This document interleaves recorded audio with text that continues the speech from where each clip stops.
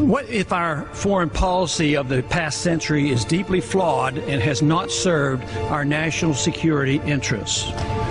What if we wake up one day and realize that the terrorist threat is a predictable consequence of our meddling in the affairs of others and has nothing to do with us being free and prosperous? What if propping up repressive regimes in the Middle East endangers both the United States and Israel? What if occupying countries like Iraq and Afghanistan and bombing Pakistan is directly related to the hatred directed toward us? What if someday it dawns on us that losing over 5,000 American military personnel in the Middle East since 9/11 is not a fair trade-off for the loss of nearly 3,000 American citizens, no matter how many Iraqi, Pakistani, and Afghan people are killed or displaced? What if we finally decide that torture, even if called enhanced interrogation technique, is self-destructive and produces no useful information, and that contracting it out to a third world nation is just as evil? What if it is finally realized that war and military spending is always destructive to the economy? What if all wartime spending is paid for through the deceitful and evil process of inflating and borrowing? What if we finally see that wartime conditions always undermine personal liberty? What if conservatives who preach small government wake up and realize that our interventionist foreign policy provides the greatest incentive to expand the government? What if conservatives understood once again that their only logical position is to reject military intervention and managing an empire throughout the world? What if the American people woke up and understood that the official reasons for going to war are almost always based on lies and promoted by war propaganda in order to serve special interests? What if we as a nation came to realize that the quest for empire eventually destroys all great nations? What if Obama has no intention of leaving Iraq? What if a military draft is being planned for the wars that will spread if our foreign policy is not changed? What if the American people learn the truth, that our foreign policy has nothing to do with national security, that it never changes from one administration to the next? What if war and preparation for war is a racket serving the special interests? What if President Obama is completely wrong about Afghanistan and turns out worse than Iraq and Vietnam put together?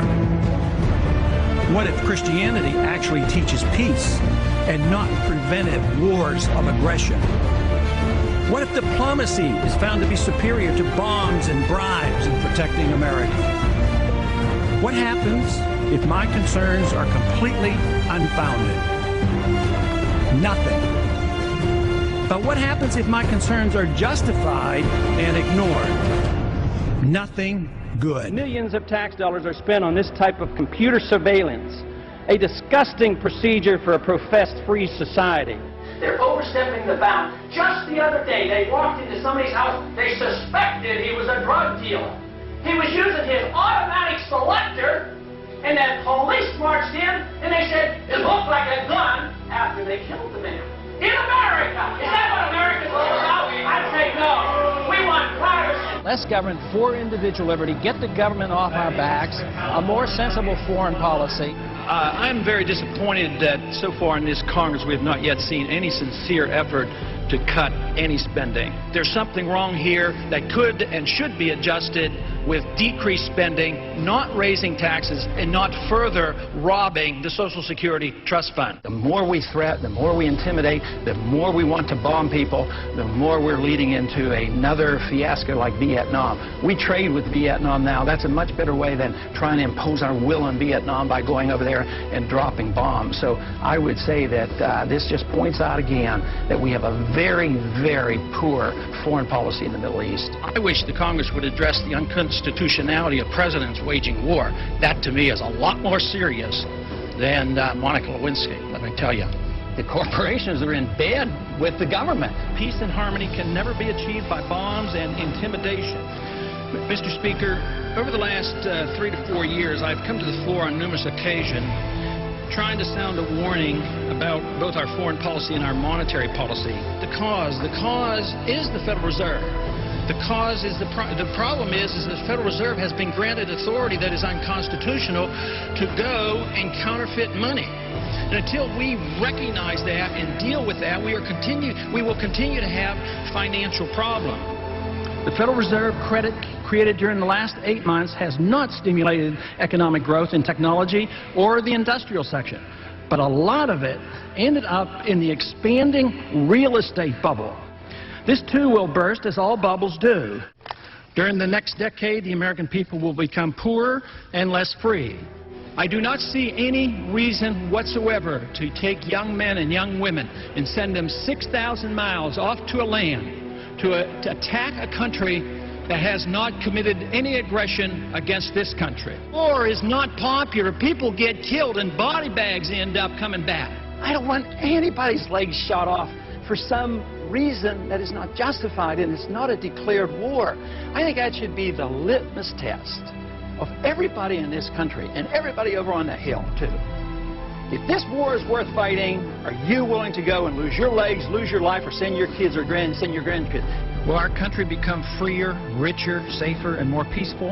Or will we continue to suffer from lost civil liberties, a stagnant economy, terrorist threats, and an expanding war in the Middle East and Central Asia? Is it not possible that George Washington's admonition to avoid entangling alliances is sound advice even today? Both candidates supported the war in Iraq and the continuation of it. Both supported the Patriot Act and its controversial attack on personal privacy. The true patriot will repeal the Patriot Act, is what they will do. Both candidates supported increased spending in almost all categories. I'm the most conservative member here. I have voted, against more spending and waste in government than anybody else. Freedom, prosperity, and peace. Just come home. We just marched in. We have allowed our nation to be overtaxed and overregulated and overrun by bureaucrats. The founders would be ashamed of us for what we're putting up with. A system designed to protect individual liberty will have no punishments for any group and no privileges. Today, I think inner city folks and minorities are punished unfairly in the war on drugs. I think this is not a consequence of free markets. What's happening is there's a transfer of wealth from the poor and the middle class to the wealthy. This comes about because of the monetary system that we have.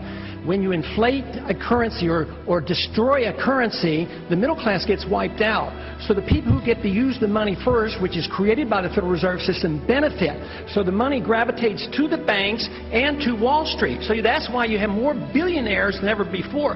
Today, this country is in the middle of a recession for a lot of people. Michigan knows about it.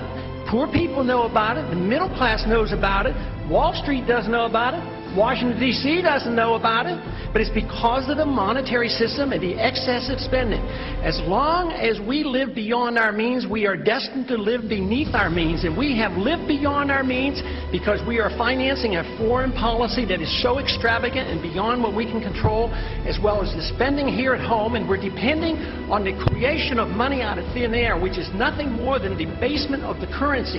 It's counterfeit, and it is a natural, predictable consequence that you're going to have people benefit from it and other people suffer.